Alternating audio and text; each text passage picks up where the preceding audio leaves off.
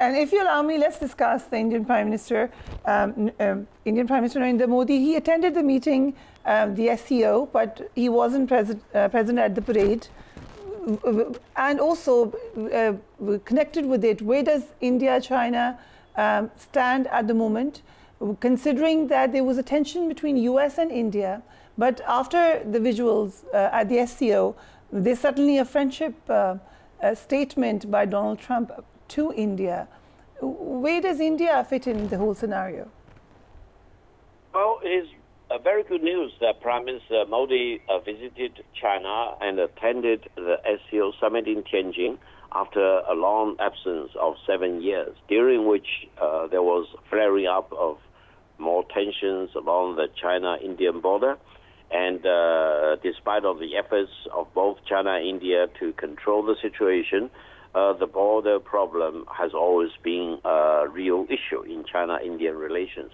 Now, after President Trump really maximally imposed sanctions against India, manhandling India, and showing great disrespect for Indian people as a nation, and calling the Indian economy as a dead economy, of course, the Indians had all the reasons to be indignant against such manhandling by the United States of India, because the Indians want to be treated as an equal. So I think for a while, China and India found some common ground in coming up to coordinate their respective actions of resistance against the maximum bullying and pressure by the United States against both China on the one hand as well as India on the other hand. But now, if you allow me, India recently blamed China of being part of the recent India-Pak skirmish or India-Pak war. And as you've said, that there has been tension between India and China as well. There have been statements from Indian media, there have been statements from Indian diplomats regarding China. So is it all now in the past? Well, I would say China-India relations have never been one-dimensional. It's always multidimensional. The border issue has been here for decades, and it doesn't seem to be very easily to be resolved one way or another. And China will never accept the McMahon line drawn up by a British in 1913 as the border between China and India. So both China and India need to have enough courage and wisdom and vision to solve the border dispute sooner or later, and the sooner the better. But there are other things that China and India, being the two largest populations in the world, can cooperate. Normal business exchanges, you name it. India is very much rattled by the fact that China attaches great importance to China-Pakistan friendship and solidarity.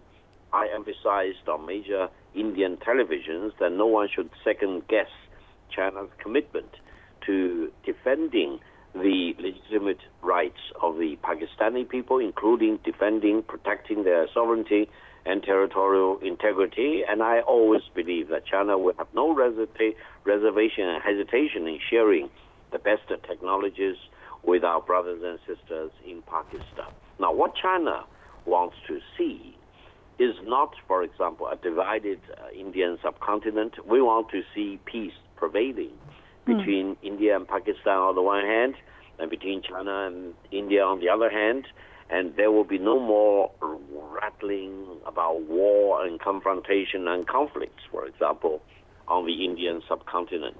But if you allow me, the Indian Army Chief just recently stated... reality, it's questionable now. Yeah, but the Indian Army Chief recently stated that another war is inevitable. A lot of analysts are saying that there could be another war between Pakistan and India, and it's great to know that China would not want that. But how do you see, as a political analyst, could there be another war in the region? I've declared that the Indians should not wear war on their lips, because if they keep agitating for war, they actually may suffer the consequences. It will be much better for the Indian government and the Indian people to talk about peace with their neighbors, including Pakistan. And they should refrain from taking any action to agitate for independence of Balochistan. They should respect the sovereignty and the territorial integrity of Pakistan. And I've urged all members of the SCO organization to respect to respect each other's sovereignty and territorial integrity, and to refrain from doing anything to agitate for the separation of other member states. Now, whether India is doing a good job in this regard or not, everyone can come to his or her own conclusion. But I think if India agitates for another war, given the solidarity between China and Pakistan, and given China's commitment to defending Pakistan's legitimate interests, including its sovereignty and territorial integrity, I'm afraid India probably will suffer another very miserable defeat, especially involving Air Force, because I think, as far as my understanding about the Pakistani defense, they've achieved a higher level of integration of space, working with China in particular, the sky, that is the Air Force, the ground force, the Navy force, as well as submarines of any kind, and also aided and enabled by data information and AI.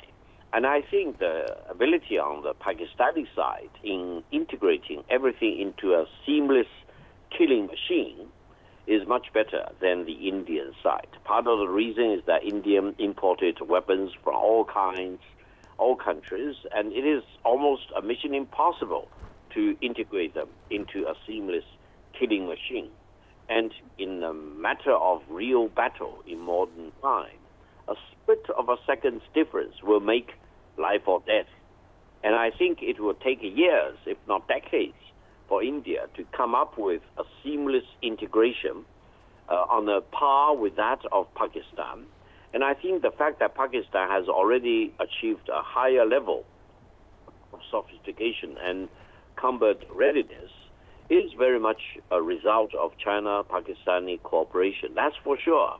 And I hope China-Pakistani cooperation will be further strengthened rather than weakened in the days and weeks and months and years ahead. And I hope India will really be deterred from taking any risky activities to provoke another war, because I don't think India will have anything positive to gain to have another confrontation with Pakistan. Their defeat in the aerial battle is a very clear indication that if they want to take up war against Pakistan, they may suffer a greater loss in the future. Dr. Govt, it was a pleasure to have you on the program, and thank you so much for giving us detailed analysis. आप लोगों ने भी देखा, खास तौर पर south Asian region के हवाले से बड़ी अहम गुफ्तगू हुई है। हम इसकी ट्रांसलेशन भी आपसे शेयर कर लेंगे। अपने घर वालों का ख्याल रखिएगा। Do take care of yourself. अल्लाह हाफ़िज़।